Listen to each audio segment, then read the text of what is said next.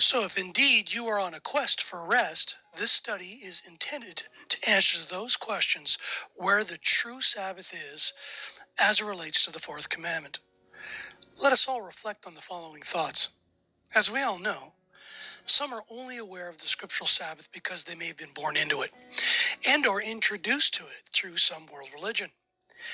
But then there are even a fewer amount of people all through time up to this very day searching for the real rest and peace that only the Almighty Yahuwah can provide. And they are not of the world. These very few may be in the world, but they certainly don't want to be part or of it in any shape, form, or manner. They have been given favor and a gift for a love of the truth. So in this scriptural subject matter, they have themselves physically make changes in their very lives to further align to Yahuwah and His way and not the world. Why, you might ask? Because they are fully aware that friendship with the world in any shape, form, or manner puts all of us and themselves at enmity with the Almighty Father in heaven, as per the Word. And people who understand what the true scriptural Sabbath is all about understand that it is not aligned with the world, but rather set apart like our Father in heaven is, truly set apart. Are you a guardian of the Gregorian? And or are you set apart in the way of Yahuwah, the way, the truth, and the life? These set-apart few in the way of Yahuwah all through time, let alone today, never wanted to be guardians of the world's timepiece that hangs on a wall. Remember, Yahuwah and His calendar hangs in the heavens and not on a wall like calendars of man, which are created and instituted by their world religions. So how do we know this historically and scripturally? In studying the subject of the Saturday Sabbath, and why this day is not the true scriptural Sabbath, it is extremely easy to share that this day was eventually honored in the name of the planet Saturn, otherwise known as Satyr. One is struck by the overwhelming evidence of the scholars who emphasize the historical and scriptural reality of this hidden deity. And as we all know from historical documents, let alone the scriptures, Yahuwah, our Almighty Father in heaven, does not name His days and our months. He numbers them. In a book written by Alexander Hislop entitled The Two Babylons, it has contributed much to the unveiling of the historical and scriptural facts about Saturday. Many are very well aware of the unanimous verdict that Rome is indeed the second Babylon, or Mystery Babylon, and that the world and its nations have adopted its calendar system. The following evidence was also discovered: that the ancient name of Rome was Saturnia, the city of Saturn. Again, test and prove all things yourselves. There are many historical documents and sources that share this information. Here's another by W.H. Roche. How many are actually aware that Saturn was known as the father of the gods, also called the father of Zeus, alias Jupiter? Saturn was also known as Kronos, and he was known as the first king of Babylon. Hislop quotes Eusebius, who stated that Saturn or Belus was the first king of Babylon. Belus, of course, is the Greek word for Baal, as is generally known. It was an essential principle of the Babylonian system that the sun or Baal was the only god. Saturn was also known as Latinos, and or Latinos, and was identified by Virgil as the child of the sun. Therefore, the very ancient name of Rome, namely Saturnia, the city of Saturn, alias Belus or Baal, being the first king of Babylon, is further proof of Rome's identity as the second Babylon. Mystery Babylon, in fact, because it is undeniable that the whole world has indeed adopted the present Babylonian present calendar system. Here is another historical fact that can be easily found. Pagans back then and up to this very day are in the habit of worshiping the same deity under different names. Many scholars have called this the many masks of the pagan idol. This different masks or different names or hiddenness all contribute to the mystery, which is so typically found and to be expected of the Prince of Darkness or Hashatan, Satan.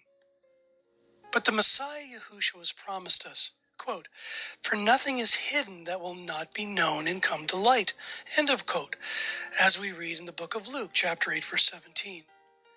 In our endeavor to unveil the mystery, the hiddenness of this hidden city and deity, we must first of all remember that the name Saturn did not originate from the planet Saturn. The name Saturn originated with a deity and was only afterwards given to that planet Saturn, which, as we all know, has rings or a halo around it.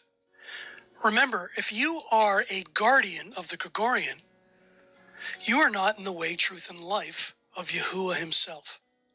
Let me explain. Many scholars have discovered from ancient sources that this planet, Saturn, was connected with the sun.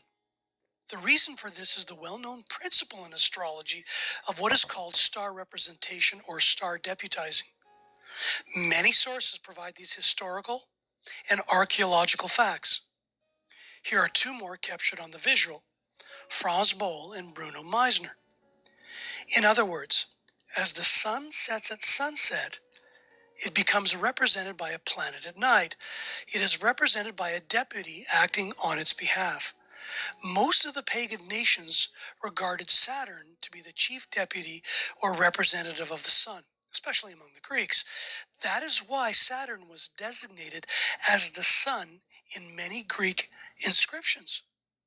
Guardians of the Gregorian follow astrology and the system behind it. Allow us to explain further. As historical documentation and archaeological artifacts clearly verify, there was a week of feasting which was held in Rome, the city of Saturnia. This feast was dedicated to Saturn, and it was called Saturnalia. It lasted from the 17th day to the 23rd day of the pagan Julian calendar of December, and it is generally admitted to have preceded the birthday of the sun deity on the 25th of December.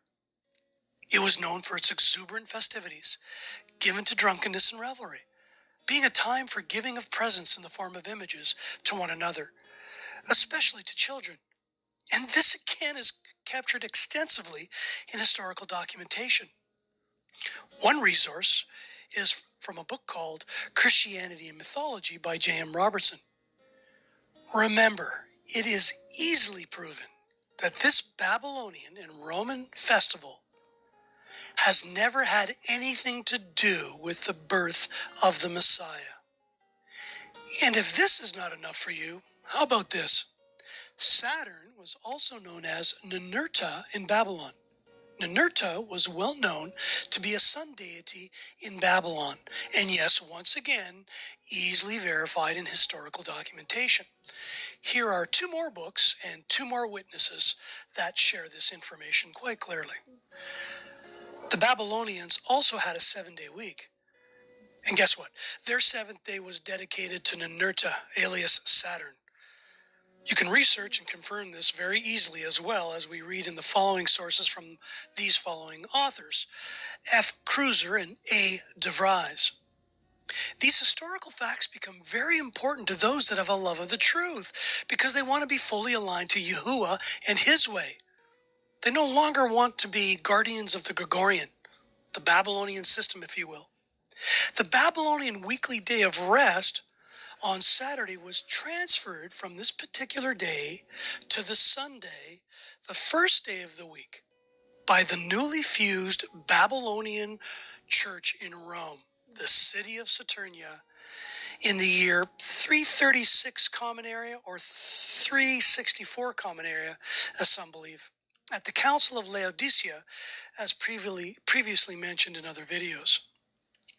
Since then, Sunday is kept as the day of rest instead of the scriptural 7th day of the Babylonians. In ancient Babylon, the 7th day was dedicated to Ninurta, alias Saturn, also a type of the sun. Now we know why Scripture doesn't allude to the naming of days and or the naming of months. He numbers them. And this is why in the Scriptures you will find no reference to this type of calendar system. Want to honor Yah on Saturn's Day? You might as well go back to celebrating Christmas, because it's the same thing. Come out of her.